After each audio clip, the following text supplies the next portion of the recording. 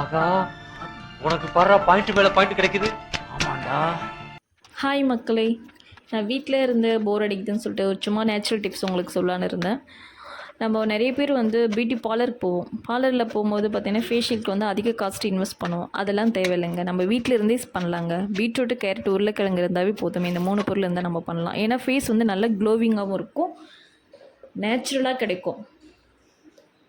இது 3 மிக்ஸியில் வந்து போட்டு நல்லா மிக்ஸ் பண்ணி அரைக்கும் போது நம்மளோட ஸ்கின் வந்து சுருங்காது, ட்ரை ஆகாது. டெய்லியுமே நீங்கள் ஈவினிங்கு, டே, மார்னிங் ரொட்டைன் வந்து நீங்கள் பண்ணிகிட்டே வரும்போது 1 மந்த்துக்கு உங்களுக்கு தெரியும். இது ஃபுல்லாக வந்து ஐஸ் டியூப் பாக்ஸில் வந்து ஃபில் பண்ணிக்கணும்.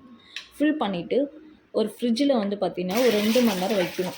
ஏன்னா 2 மணி நேரம் வச்சும்போது ஃபுல்லாக டியூப் ஆகிடும், ஒரு மாதிரி கட்டி ஆகிடும். அது கட்டி ஆகிட்டோன்னா 1 ஹவர் கழிச்சு நம்ம ஃபேஸ்க்கு வந்து நல்லா அப்ளை பண்ண வரும். நம்ம கண்ணை தவிர மீதி எல்லாமே நீங்கள் அப்ளை பண்ணிவிடுங்க. அப்ளை பண்ணிகிட்டு இருக்கும்போது தான் கொஞ்சம் நல்லாயிருக்கும்.